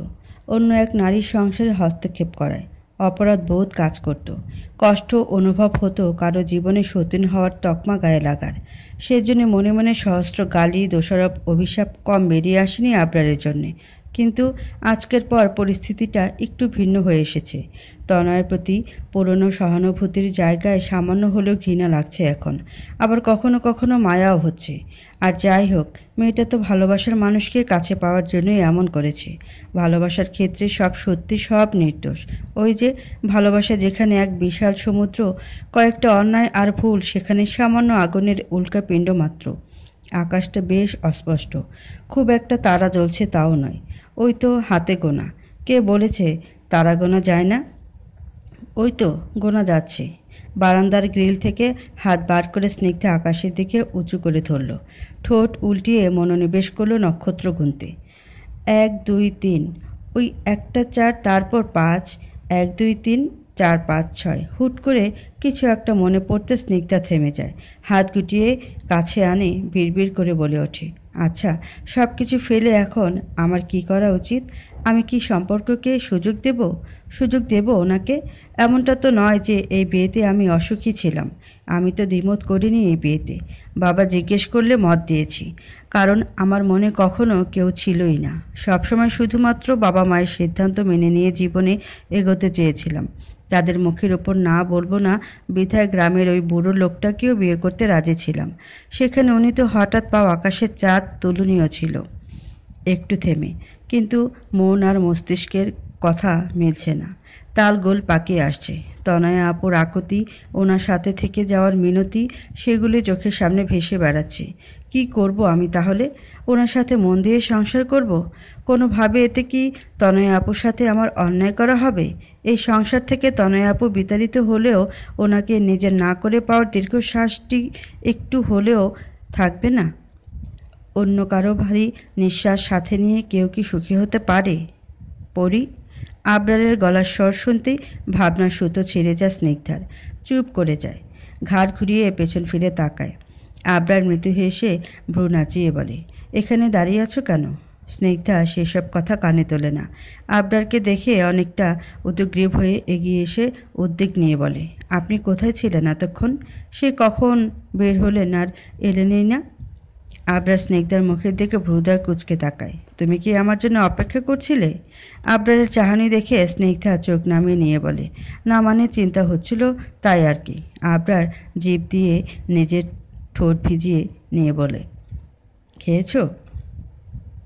মাথা না তুলেই দুদিকে না বোধক মাথা নাড়ে স্নিগ্ধা। বলে ওঠে, ভাবছিলাম আপনি এলে খাবো। আবরার সামান্য ঠোঁট এলিয়ে মুগ্ধতার হাসি হাসে, কিন্তু স্নিগ্ধার সামনে অপ্রকাশিত রাখতে ওর সামনে থেকে সরে 2 পা এগিয়ে গিয়ে সোফার ওপর বসে পড়ে। সারা শব্দ না পেয়ে স্নিগ্ধা সেদিকে তাকায়। উদ্বিগ্ন হয়ে বলে ওঠে, তাহলে এখন কি করবেন? আবরার জুতো খুলতে খুলতে তাকায় স্নিগ্ধার দিকে। শীতল গলায় উত্তর দেয়, কিসের কি করব? স্নিগ্ধা তৎপর হয়ে বলে, খাবেন না? আমি কি খাবার রুমে নিয়ে আসবো? আবরার এবার স্নিগ্ধার দিকে চোখ না দিয়েই বলে, না, পরে খেয়ে নেব। স্নিগ্ধা খানিকক্ষণ উসখুস করতে থাকে। নুড়ি পাথরের মতো দাঁত দিয়ে মৃদু কামড়াতে থাকে নিচের ওষ্ঠটাকে। হুট করে ব্যস্ত গলায় বলে, আপনার কি তেষ্টা পেয়েছে? পানি খাবেন? আবরার এবার হাতের কাজ থামিয়ে সরু চোখে তাকিয়ে প্রশ্ন করে, আজকে আমার এত খেয়াল রাখছো যে, কি ব্যাপার বলো তো?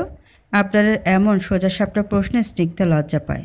উসখুস ভাবটা আরও প্রবলভাবে চেপে ধরে তাকে। কোনো রকম ইতস্তত করে বলে, না এমনি।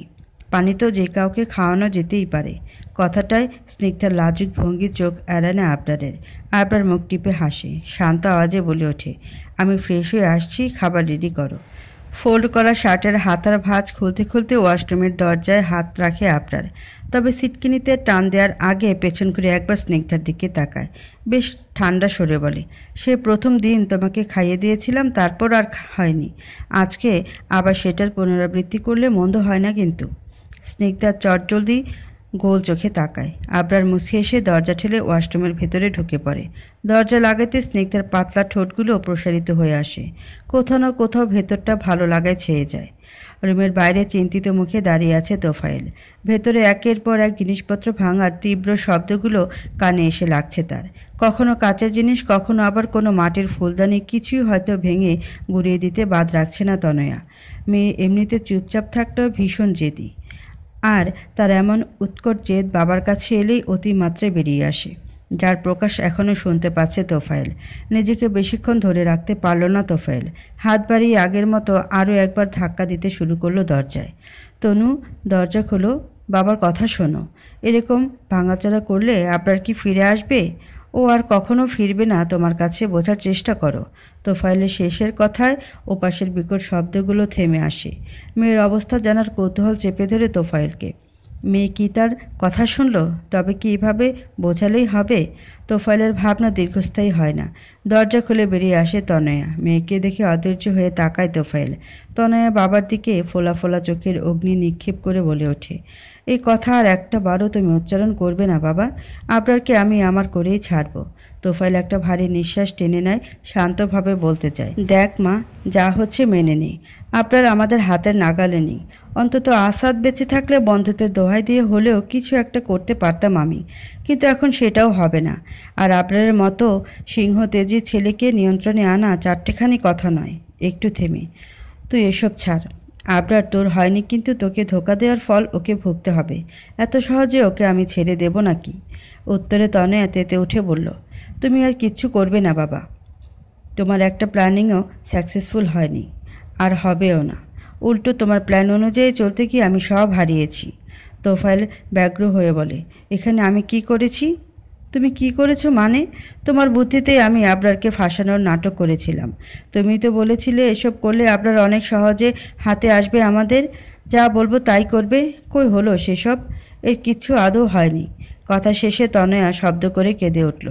তোফায়েল অধৈর্য হয়ে বলল, আরে বাবা, আমি যেরকম ভাবছিলাম সবই তো হচ্ছিল, কিন্তু আবরার যে এতটা চালাক আমি কি করে বুঝবো? ও যে সবটা জানতো সেসব কি তুই নিজে এতদিন ওর সাথে থেকে বুঝতে পেরেছিলি?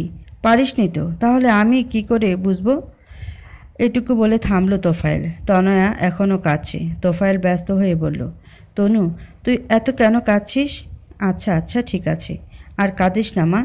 এত কান্নাকাটি করলে শরীরটা খারাপ করবে। তোফাইল মেয়ের দিকে আগাতে নিলে তনয়া মুখে হাত চেপে কাঁদতে কাঁদতে দৌড়ে চলে যায় রুমের মধ্যে। হতাশ হয়ে তোফাইল মেয়ের পিছু ধরে এগোয়। ও গড, এত কিছু! কে রান্না করেছে এসব? আবরারের উত্তেজিত প্রশ্নে স্নিগ্ধা মাথা নিচু করে মৃদু গলায় বলে ওঠে, আমি। আবরার অবাক হয়ে তাকায়, বলে, তুমি রান্নাবান্না জানো? স্নিগ্ধা দুদিকে মাথা নাড়ে, যার অর্থ না। উত্তরে আবরার ভ্রুকুচকে বলে, তাহলে এসব কী করে করলে? স্নিগ্ধা ঠোঁট কামড়ে কয়েক সেকেন্ড পর বলে ওঠে, বই দেখে দেখে। জিজ্ঞাসায় গাঢ় হয়ে আসে আবরারের ভ্রু কুঞ্চন। বই দেখে মানে? বই কোথায় পেলে? রান্নাঘর গোছাতে গিয়ে পেয়েছিলাম। তনয় আপু রেখেছিল হয়তো। উত্তর পেয়ে আবরারের মুখ স্বাভাবিক হয়ে আসে। একটু ভেবে নিচের দিকে তাকিয়ে প্রশ্ন করে, বইটা কি অনেক পুরনো ছিল? জি। আবরার ছোট্ট করে নিঃশ্বাস নিয়ে বলল, তাহলে তনয়ের নয়, ওটা আমার মা রেখেছিলেন। কারণ তনয়াকে রান্না করতে কখনো দেখিনি। অবশ্য করতো কি না জানি না, কারণ আমি তো বেশিরভাগ বাইরেই থাকতাম। যতদূর জানি সার্ভেন্টরাই রান্না করে তনয়ের ইনস্ট্রাকশন অনুযায়ী। তবে আর যাই হোক, বই দেখে এই ইন্টারনেটের যুগে তনয় রান্না করবে এরকমটা আদৌ মনে হয় না আমার। যেহেতু বইটা পুরনো বললে তখন হয়তো বা মাই রেখেছিল কোনো কালে। শুনেছি মাও যখন এ বাড়িতে প্রথম এসেছিল সেও রান্নাবান্না জানতো না। আর আমিও প্রায়ই দেখতাম মা কোনো রান্না ভুলে গেলে বই বের করে পড়ে নিয়ে তারপর রান্নার কাজে হাত চালাতো। আবরার চুপ করে যায়। হয়তোবা মায়ের স্মৃতিচারণ করতে ব্যস্ত হয়ে পড়ছে তার আবেগগুলো। স্নিগ্ধার খারাপ লাগে। পরিস্থিতিকে অন্য রূপ দিতে স্নিগ্ধা এবার চঞ্চল গলায় বলে, জানেন, আমি না এত বড় বড় আইটেম কখনো করিনি। সামান্য ভাজি তরকারি করেছি, তাও 2-1 দিন। ওই যখন মা নিতুকে নিয়ে নানু বাড়ি যেত তখন উপায় না পেয়ে বাবার জন্য করতাম এগুলো। কিন্তু আজ একটু ইচ্ছে হলো রান্না করি, তাই এলাম। কিন্তু জানেন, পরবর্তীতে এত চিন্তা পড়ে গেলাম কি দিয়ে কি করব সে নিয়ে। কারো কাছে জিজ্ঞেস করতেও লজ্জা লাগছিল। পরে সেলফের মধ্যে বইটা পেয়ে খুব উপকার হলো আমার। একটু করে পড়েছি আর রেঁধেছি। খেয়ে দেখুন না কেমন হয়েছে। আবরার মুচকি হাসে, মুগ্ধ চোখে তাকিয়ে বলে, তোমার হাতের বিষ খেলেও আমার শান্তি লাগবে পরি। রান্না তো অনেক ছোট ব্যাপার। স্নিগ্ধা লজ্জা পায়। লাজুক ভঙ্গিতে কাঁপা কাঁপা হাত বাড়িয়ে আবরারের প্লেটে তরকারি তুলে দেয়। আবরার প্লেটে আগে থেকে রাখা চামচ দুটোকে প্লেট থেকে সরিয়ে টেবিলের ওপর রেখে বলে, আজ আমিও হাত দিয়ে খাবো। অ্যাকচুয়ালি কি বলতো, চামচ দিয়ে খেলে ঠিক পরিপূর্ণ তৃপ্তিটা পাওয়া যায় না। স্নিগ্ধা মৃদু হেসে সায়মূলক মাথা নাড়ে। আবরার উৎফুল্ল মন নিয়ে ভাতের সাথে তরকারি মাখতে উদ্যত হয়। হঠাৎ কিছু একটা মাথায় আসতে একরাশ কৌতূহল নিয়ে স্নিগ্ধার দিকে তাকিয়ে তৎপর হয়ে বলে, 1 সেকেন্ড। ভাতের লোকমা মুখে তুলতে গিয়েও আবরারের কথায় থেমে যায় স্নিগ্ধা। তাড়াহুড়ো করে বলে, কি হয়েছে? কোনো সমস্যা হয়েছে খাবারে? জবাবে আবরার সরু চোখে বলে, তুমি বই দেখে রান্না করেছো মানে? তুমি পড়াশোনা জানো? স্নিগ্ধা মৃদু আওয়াজে উত্তর দেয়, জানি তো টুকিটাকি। আবরার অবাক হয়ে বলে, তাই? কোন ক্লাস অবধি পড়েছো তুমি? স্নিগ্ধা ছোট করে নিঃশ্বাস ফেলে বলল, এইচএসসি দিয়েছি গত বছর। রেজাল্ট কি এসছে?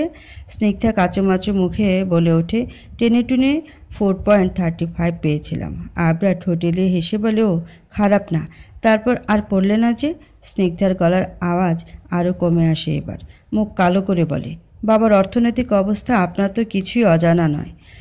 আমার পড়ার আগ্রহ দেখে এটুকু কোনো মতে কষ্ট করে চালিয়েছে, কিন্তু বাবার পরিস্থিতিটা বুঝতে পেরে আমি আর চাইনি পড়তে। আবরার কিছুক্ষণ নিশ্চুপ থাকলো। স্নিগ্ধাও আর কথা তুলল না। কয়েক মুহূর্তের জন্যে একটা গোমট পরিস্থিতি তৈরি হলো। আচমকা আবরার গলা বাড়িয়ে বলল, তুমি পড়তে চাও? স্নিগ্ধা গোল চোখে তাকায়। উচ্ছ্বাস নিয়ে ঘন ঘন ওপর নিচ মাথা ধোলায়, যার অর্থ হ্যাঁ। স্নিগ্ধার উৎসাহ দেখে আবরার মুচকি এসে বলল, বাবা, পড়ার কথা শুনতেই এত আনন্দ? আর আমি ছোটবেলায় পড়াশোনায় কত ফাঁকিবাজ ছিলাম জানো। পড়তেই চাইতাম না, মা জোর করে বসাতো, তাও কত কিছু লোভ দেখিয়ে দেখিয়ে। কথা শেষ করে দাঁত বের করে হাসলো আবরার। আবরারের হাসিতে স্নিগ্ধার ভালো লাগে। নিজেও মুচকি হাসে ঠোঁট বাঁকিয়ে। মৃদু গলায় বলে, আমি পড়তে চাই, অনেক কিছু শিখতে চাই, আপনাদের মতো গ্র্যাজুয়েট হতে চাই। আবরার নিচের ঠোঁট ভিজে মৃদু হেসে নিয়ে বলল, ঠিক আছে, আমি তোমাকে অনার্সে ভর্তি করে দেব। স্নিগ্ধার মুখ উজ্জ্বল হয়ে এলো। চকচক করে উঠল চোখগুলো। কৃতজ্ঞতার সূচক চাহনিতে আবরারের দিকে তাকিয়ে রইল। স্নিগ্ধার এমন চাহনি দেখে আবরার ভ্রু কুঁচকে বলল, এভাবে কি দেখছো? স্নিগ্ধা কিছু না বলে তাকিয়ে থেকেই মাথা নেড়ে বোঝালো, কিছু না। আবরার ব্যস্ত হাতে ভাত মেখে স্নিগ্ধার মুখের সামনে লোকমা তুলে ধরে বলল, খেয়ে দেখাও তো কেমন হয়েছে আমার বউর রান্না। স্নিগ্ধা মুচকি হেসে হাঁ করে। আবরার আর দেরি করে না ওকে খাওয়াতে। স্নিগ্ধার মনে পড়ে বিয়ের প্রথম দিনের কথা। সেদিন আবরারের হাতে খাওয়া নিয়ে যতটা ঘৃণা অস্বস্তি লাগছিল, আজ তার এক ফোঁটাও অনুভূত হচ্ছে না, বরং ভালো লাগা কাজ করছে, ভীষণ ভালো লাগা। এভাবে কাঁদলে কি কোনো সমস্যার সমাধান হবে? অকারণে তুই চোখের জলগুলো নষ্ট করছিস আর কষ্ট পাচ্ছিস। আবরার কখনোই ফিরবে না তনু, ও আমাদের নাগালের বাইরে এখন। শান্ত কর নিজেকে। বাবার কথা তনয়া উত্তর না দিয়ে চোখের পানিগুলো মুছে নেয়, মুখ শক্ত করে তাকায়, দৃঢ় গলায় বলে, আবরারকে ফিরতেই হবে বাবা, আমি বাধ্য করব ওকে। কি করবি তুই? আমি এবার সত্যি সত্যি আবরারের নামে মামলা দায়ের করব বাবা। তোফায়েল অবাক হয়ে বলে, মানে কিসের মামলা? তনয়া বিছানা ছেড়ে উঠে দাঁড়ায়, কয়েক কদম এগিয়ে গিয়ে জানলা ঘেঁষে দাঁড়ায়, বাড়ির দিকে চোখ রেখে বলে ওঠে, আগের মতোই শ্লীলতাহানির। তোফায়েল ধৈর্যহীন হয়ে বলে, মানেটা আমাকে একটু বুঝিয়ে বলবি? আমি তো কিছুই বুঝতে পারছি না। আগেরবার না হয় আবরারের সাথে একটা মোটামুটি সম্পর্ক ছিল তোর, কিন্তু এবার কিসের থেকে কি করবি আমি তো মেলাতেই পারছি না। তনয়া বাবার দিকে তাকালো, রোগার গলায় জবাব দিল, তুমি অফিসার আমিনুলকে কল করো বাবা, যা বলার ওনাকেই বলবো। তোমাকে আর আমাদের বাংলোতে মালির কাজ করতে হবে না মজিদ। আবরারের গম্ভীর মুখের কথায় হতবাক চোখে তাকায় মজিদ। ব্যতিব্যস্ত হয়ে বলে ওঠে, কেন সাহেব, আমি কি আমার অজান্তে কোনো ভুল করে ফেলেছি? আবরার জবাব দেয় না, ডান পাশের ভ্রুতে হাতের আঙ্গুল দিয়ে মৃদু চুলকাতে থাকে। মজিদ হাত জোর করে বিনম্র হয়ে বলে, সাহেব, আমি কিছু করে থাকলে আমাকে ক্ষমা করে দিন। আমি জীবনে এরকম কাজ আর করব না, তবুও আমার কাজটা নিয়ে নেবেন না। আমি যে না খেয়ে মরে যাব। আবরার মুচকি এসে মজিদের জোর হাত নিজের হাত দিয়ে চেপে ধরে আশ্বস্ত গলায় বলে ওঠে, আমি তোমাকে কাজ থেকে বরখাস্ত করছি না মজিদ। মজিদ ব্যগ্র হয়ে বলল, তাহলে সাহেব?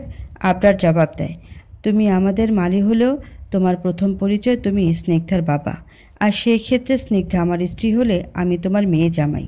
যার দরুন জামাইয়ের বাড়িতে মালির কাজ করা কোনো শ্বশুরকেই মানায় না। তাই আমি বলছিলাম তোমার আর এই কাজ করার দরকার নেই। কথা শেষ করে মজিদের দিকে ঘাড় বাঁকিয়ে তাকায় আবরার। মজিদ কেমন অসহায় চোখে চেয়ে আছে। সম্পর্কের যুক্তির কাছে তার কাজ ফিরে পাওয়ার আজই হয়তোবা এখন বড্ড বেশি ফিকে লাগছে। তাই মুখ বুজে অপ্রকাশিত আকুতি জানান দিচ্ছে চোখের। হঠাৎই আবরার ভ্রু নাচিয়ে বলল, তুমি অল্পতে এত ভয় পাও কেন মজিদ? মজিদ চোখ নামিয়ে নেয়, আস্তে ধীরে জবাব দেয়, ঘরপোড়া গরু তো সাহেব, সিঁদুরে মেঘ দেখলেই ভয় লাগে। আবরার চুপ করে তাকিয়ে থাকে। মজিদ ছোট্ট করে একটা দীর্ঘশ্বাস ফেলে আবারও তাকায় আবরারের দিকে। ধীরে গতিতে বলে ওঠে, ছোট মুখে একটা বড় কথা বলি সাহেব, আসলে গরিব মানুষ কোনো রকম পেটে ভাতে চলি যেখানে সেখানে কাজ থেকে ছাড়িয়ে দেওয়া আমাদের কাছে মৃত্যুর দুয়ারে পৌঁছে দেওয়ার মতো। তবুও আপনি চিন্তা করবেন না সাহেব, আপনার সম্মান যেখানে বিন্দু পরিমাণ আমার জন্যে নষ্ট হবে সেখানে আমি থাকবো না, কখনোই না। আমি আজ থেকেই আর এ বাড়ির চারপাশে ঘিসব না সাহেব। মজিদ উল্টো ঘুরে হাঁটা দেয়, চোখ ছলছল করতে থাকে তার। এ বুঝি পানিটা টুপ করে গড়িয়ে পড়বে। স্ত্রী সন্তান নিয়ে দিন আনা দিন খাওয়ার মতো জীবনযাপন ছিল যেখানে, সেখানে আজ পায়ের নিচের মাটিটুকুও সরে যাচ্ছে। রাস্তায় ভিক্ষা করা ছাড়া এরপর হয়তো আর উপায়ই থাকবে না। হঠাৎ পেছন থেকে ডেকে উঠল আবরার, মজিদ শোনো। মজিদ কৌতূহলী চোখ নিয়ে ঘুরে তাকালো, জি সাহেব। আবরার এগিয়ে এসে মজিদের মুখোমুখি দাঁড়ায়, ভ্রু নাচিয়ে বলে, এই তুমি আমাদের এতদিনে চিনলে মজিদ? আমি তোমাকে কাজ থেকে ছাড়িয়ে দিচ্ছি বললাম আর বিশ্বাসও করে নিলে? বিষয়টা বোধগম্য হলো না মজিদের তাহলে সাহেব? আবরার পকেটে তো হাত গজে চঞ্চল গলা জবাব দেয়, আজ থেকে তোমার কাজ করার দরকার নেই। তার কারণ এবার থেকে তোমার পুরো পরিবারের দায়িত্ব আমি নিলাম। মজিদ অবাক হয়ে বলল, মানে সাহেব? আবরার মৃদু ঠোঁট বাঁকিয়ে হেসে মজিদের দুই বাহুতে হাত ঠেকিয়ে বলে, মানে হলো এখন থেকে তোমরা সবাই আমার এই বাংলো বাড়িতে থাকবে সব সময়ের জন্যে। মজিদ প্রথম দফায় বিস্মিত হয়, পরবর্তীতে ব্যস্ত হয়ে উত্তর দেয়, না না সাহেব, এ কী করে হয়? আমি এ বাড়িতে কী করে থাকি? গরিব হলেও মেয়ে জামাইয়ের বাড়িতে থাকবো? ছি ছি সাহেব, এ হয় না। আপনার হাত নামিয়ে ভ্রুদয় কুচকে বলল, তুমি আমার কথা অমান্য করবে মজিদ? মজিদ চোখ নামিয়ে নিয়ে বলল, মাফ করবেন সাহেব, কিন্তু এ আমি কখনোই পারবো না। আবরার দৃঢ় গলায় বলে, বেশ, আমি বুঝে গিয়েছি। তুমি আমাকে এতদিন মালিক ভেবে এসছো আর এখন মেয়ের জামাই ভাবো, কিন্তু নিজের ছেলে কখনো ভাবনি। হ্যাঁ, যতই পুরনো অভ্যাসের কবজায় থেকে আমি তোমাকে নাম ধরে ডাকি, সম্পর্কে তো তুমি আমার শ্বশুর, আমার বাবার মতো। তাহলে আপত্তি কোথায়? মজিদ চট করে তাকায়, নরম গলায় বলে, সাহেব, আপনি বুঝতে পারছেন না আমি। থাক, আমাকে আর কিছু বোঝাতে হবে না। তুমি আমাকে পর ভাবছো, তাই আমার বাড়িতে থাকতে অসুবিধা হচ্ছে, তোমার গায়ে লাগছে। আমি বুঝে গিয়েছি সেটা। আমার আর কিছু বলার নেই। মজিদ চিন্তিত চোখে আবরারের অভিমানী মুখের দিকে তাকায়। আবেগের কাছে বিবেকের বিভ্রান্তিতে পড়ে যায়। তবুও আবরারের মন রাখার উদগ্রীবতা জেগে বসে কাঁধে। চোখ ঘুরিয়ে খানিকক্ষণ ভেবে বলে ওঠে, ঠিক আছে সাহেব, আপনি যা বলবেন তাই হবে। আবরার মুচকি হাসে। খুব তাড়াতাড়ি ভালো সিদ্ধান্ত নিলে। তাহলে যাও, বাড়ি গিয়ে নিতু আর তোমার স্ত্রীকে নিয়ে এসো। রমিজ আছে, ও সব কিছু বুঝিয়ে দেবে তোমাদের। এটুকু বলে থামে আবরার। মজিদ মাথা কাত করে সায় জানায়। আবরার হাতের কবজিতে বাঁধা ঘড়িতে চোখ বুলিয়ে বলে, এসেছি অনেকক্ষণ, বাড়িতে স্নিগ্ধা একা আছে, আমি আসছি তাহলে। আবরার হাঁটতে ধরলে মজিদ নিচু গলায় ডাকে, সাহেব। আবরার ঘাড় ঘুরিয়ে তাকিয়ে বলল, কিছু বলবে? মজিদের চোখ ভরে আসে, ভাঙা গলায় বলতে থাকে, আপনি ঠিক বড় সাহেবের মতোই উদার আর নরম মনের হয়েছেন। আমার মেয়েটা বড় ভাগ্যবতী আপনার মতো স্বামী পেয়ে। আল্লাহ আপনার ভালো করবেন সাহেব, দেখবেন সব সময় ভালো করবে। আবরার সামান্য হাসে, জবাবে বলে, আমার দেরি হয়ে যাচ্ছে, আসছি। ম্যাডাম, আপনি বুঝতে পারছেন না, এই কেস কিছুতেই দায়ের হবে না। আমিনুলের কথায় তনয়া ক্রোধ নিয়ে ভ্রু নাচিয়ে বলল, কেন হবে না? আপনি সাহায্য করলে অবশ্যই হবে। আমিনুল দুদিকে মাথা নেড়ে বলল, না ম্যাডাম, এখানে অনেক বড় ঝামেলা হতে পারে। তোফাইল মেয়ের পাশে বসেছিল। আমিনুলের কথায় কৌতূহল নিয়ে বলল, কিসের ঝামেলা? আগেরবার ভয় দেখিয়েছিলাম মামলা করার, এবার করেই দেব। আর তখন মিথ্যে ছিল, কিন্তু এবার তো আরও সহজ হবে, কারণ 1 বছর ওরা এক ঘরে ছিল। আমিনুল ব্যস্ত চোখে তনয়ের দিকে তাকিয়ে বলে, আমার তো মনে হয় না আবরার ফাহাদ আপনাকে ছুঁয়েছে এতদিনে। তনয়া কথাটায় বাবার সামনে বিব্রত বোধ করে, কোনো রকম ইতস্ততভাবে বলে, না ছোঁয়নি। আমিনুল চট করে বলে, ঝামেলা তো এখানেই। যেখানে উনি আপনাকে ছোঁয়নি সেখানে রেপ কেস কীভাবে হবে? এতে তো হিতে বিপরীত হয়ে আপনি মামলা খেয়ে বসবেন। তনয়া বাবার দিকে তাকায়। মেয়ের চোখে হতাশার ছাপ স্পষ্ট দেখে তোফাইল উত্তেজনা নিয়ে বলল, আমরা মিথ্যে বলবো? মিথ্যেটা কিভাবে প্রমাণ হবে? যে আসামি হবে তার কথা তো আর কেউ বিশ্বাস করবে না। সহানুভূতি মেয়েদের দিকেই থাকে সব সময়। আর সব থেকে বড় কথা, বন্ধ কামরায় ওদের মধ্যে কি ঘটেছে সেসব কে জানবে? একটা ছেলে 1 বছর একটা মেয়েকে নিয়ে থাকলে তাকে চুল পরিমাণ ছোঁয়নি, সবার কাছে এরকম কথা হাস্যকর মনে হবে না অফিসার? আমিনুল বিরক্ত হয়, উদ্বেগ নিয়ে বলে, স্যার, আবরারকে শায়েস্তা করা বাদেও একটা ব্যাপার ভাবুন। মেয়ের শ্লীলতাহানির অভিযোগ কোর্টে উঠলে প্রেস মিডিয়া সব জানাজানি হয়ে যাবে। তখন আপনার আর আপনার মেয়ের সম্মান কোথায় যাবে? তাছাড়া এতে আবরারকে কাবু করতে পারবেন না, ওর ক্ষমতাও কিছু কম নয়। ছেলে ভীষণ চালাক, জাল ছিঁড়ে ঠিক বেরিয়ে আসবে। তোফায়েল ভারী নিঃশ্বাস ফেলে। পাশ থেকে তনয়া শান্ত গলায় বলে ওঠে, থাক বাবা, এই ব্যাপারটা বাদ দাও। তোমার সম্মান যাক সেরকম কিছু করে আবরারকে শাস্তি দেওয়ার দরকার নেই। আর আমি তো ওকে শাস্তি দিতেও চাই না, চাইও আমার কাছে ফিরে আসুক। অফিসার আমিনুল ভুল কিছু বলছেন না। এই মামলা করলে আবরার আমার হাতের মুঠোয় তো আসবেই না, উল্টো আমার হাত থেকে বেরিয়ে যাবে। জবাবে তোফায়েল উচ্চ গলায় বলে, তাহলে এখন কি করবি তনু? তনয়া ঠোঁট কামড়ে ভাবতে থাকে। আমিনুল ব্যস্ত হয়ে বলে, এমন কিছু করতে হবে যাতে সাপও মরে আর লাঠিও না ভাঙে, বুঝতে পারছেন তো? তনয়া শিথিল হাসে, বলে, বুঝতে পেরেছি। আমাকে একটু ভাবতে দিন অফিসার। আমি সত্যি এমন কিছু করব যাতে আবরার সারা জীবনের মতো আমার হয়, আর ওই স্নিগ্ধা নামের কাঁটাটাকেও উপড়ে ফেলা যায়। আমিনুল তোফায়েল দুজনেই মাথা নাড়ে তনয়ার কথায়। তাৎক্ষণিক তাদের ঠোঁটে খেলে ওঠে রহস্যময় হাসি। ষড়যন্ত্রের জাল বুনতে ব্যস্ত হয়ে পড়ে তিনজনের মস্তিষ্ক। কাল সকাল সকাল তৈরি থেকো। কেন? আবরার বিছানায় আদশাওয়া হয়েছিল। স্নিগ্ধার প্রশ্নের উত্তরে চোখ উঠিয়ে ওর দিকে তাকায়। কিছু না বলে পায়ের ওপর রাখা ল্যাপটপ সরিয়ে পাশে রেখে দেয়। আচমকা স্নিগ্ধার এক হাত টান মেরে বসিয়ে দেয় নিজের কোলের ওপর। স্নিগ্ধা হতভম্ব হয়ে পড়ে। লজ্জা লজ্জা অনুভূতি হয়। কাপা গলায় বলে, কি কি কি করছেন? আবরার স্নিগ্ধার লজ্জা বাড়িয়ে দিতে ওর গলায় নাক ঘষে নেয় নিজের। শিউরে ওঠে স্নিগ্ধা, গায়ের লোম দাঁড়িয়ে পড়ে। কাচুমাচু মুখ করে আবরারের দিকে তাকিয়ে বলে, এরকম করবেন না প্লিজ, সুরসুরি লাগে খুব। কথাটায় আবরার উচ্চ শব্দে হেসে ওঠে। স্নিগ্ধার ঠোঁট উল্টে তাকিয়ে থাকে। আবরার কোনো মতে হাসি থামায়, পরক্ষণে শীতল গলায় বলে, আসলে আমার দোষ নেই। তুমি দেখতে এতটাই পুতুলের মতো যে আমি না ছুঁয়ে পারি না। লজ্জায় চোখ নামিয়ে নেয় স্নিগ্ধা। শরীরে অদ্ভুত রকমের শিহরণ বইতে থাকে স্রোতের মতো। কোনো রকম কাপা চোখে আবরারের মুখের দিকে তাকায়। আবরার মুচকি এসে বলে, থাক, আর লজ্জা পেতে হবে না, এখন যেটা বলছি শোনো। স্নিগ্ধা উত্তর না দিয়ে তাকিয়ে থাকে। আবরার পরক্ষণে ভ্রু নাচিয়ে বলে, কোলে বসেই শুনবে নাকি? স্নিগ্ধার লজ্জায় মাটিতে মিশে যাওয়ার মতো অবস্থা হয়। দরফর করে উঠতে নিলেই আবারও কোমর চেপে ধরে বসিয়ে দেয় আবরার। বলে ওঠে, বসেছিলে যখন বসেই থাকো। এত সময় ছিলে, আর এখন কি না এটুকু রাখতে পারবো না? স্নিগ্ধা ভ্রুকুচকে ঠোঁট উল্টে বলে, আপনি খুব বাজে লোক, আমাকে ইচ্ছে করে লজ্জা দিচ্ছেন তাই না? আবরার মৃদু হাসি। চট করে স্নিগ্ধা নাকে নাক ঘষে বলে, জি হ্যাঁ। স্নিগ্ধা চোখ বন্ধ করে বলল, তাড়াতাড়ি বলুন, কাল কেন তৈরি হয়ে থাকবো? আবরার দুষ্টি হেসে বলল, আগে চোখ খোলো। স্নিগ্ধা দুদিকে মাথা নেড়ে বলল, না, আপনি আবার লজ্জা দেবেন আমায়, আমি আপনাকে দেখবই না। কিন্তু চোখ না খুললে আমি যে বলবো না। অজ্ঞতা চোখ খুলে তাকায় স্নিগ্ধা। আবরার ঠোঁট টিপে হাসতেই তাড়াহুড়ো করে বলে ওঠে, এই দেখলেন, আবার কেমন বিশ্রী করে হাসছেন। আমাকে হাতের নাগালে পেয়ে এখন পুতুল নাচ নাচাচ্ছেন তো? দাঁড়ান, দিন আমারও আসবে। কথাটায় আবরারের ঠোঁট হাসি আরও গাঢ় হয়ে আসে। স্নিগ্ধার ফোলানো গাল স্বাভাবিক হয়ে যায় আবরারের হাসি খেয়াল করতেই। মুগ্ধ চোখ নিয়ে তাকিয়ে থেকে বলে ওঠে, আপনার হাসিটা ভীষণ সুন্দর। চট করে হাসি থামিয়ে তাকায় আবরার। মুখে গম্ভীর ভাব এনে বলে, আর আমি বুঝি সুন্দর নই? স্নিগ্ধা দুষ্টুমিতে দুদিকে মাথা নেড়ে বলে, হুম, একটুও না। আবরার মুখ কালো করে বলল, সত্যি? এটা আজ প্রথম শুনলাম। পরক্ষণে আবরারের গলার স্বর শীতল হয়ে আসে। স্নিগ্ধার চোখে গভীর দৃষ্টি দিয়ে বলে, অবশ্য ভালো তো প্রথম বেসেছি। কথাটায় হৃদস্পন্দন বেড়ে আসে স্নিগ্ধার। তাড়াহুড়ো করে পলক ফেলতে থাকে। আবরার বাঁকা হেসে বলে, এসব ছাড়ো, মূল কথা শোনো। তোমার ভর্তির ব্যাপারে আমার পরিচিত এক আঙ্কেলের সাথে কথা বলেছি। উনি একটা ভার্সিটির অধ্যক্ষ।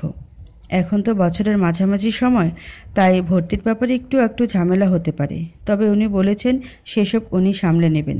কাল একবার যেতে হবে তোমাকে নিয়ে। তারপর ফর্মালিটিসগুলো কমপ্লিট করলেই তুমি ওখানে ভর্তি হয়ে যাবে।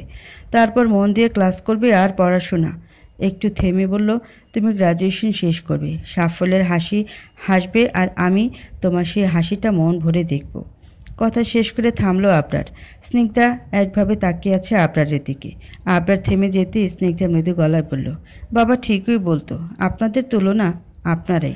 স্নিগ্ধার ভার মুখ চোখে পড়তে আবরার ভ্রু কুঁচকে বলল, তোমার মন খারাপ হয়ে গেল কেন?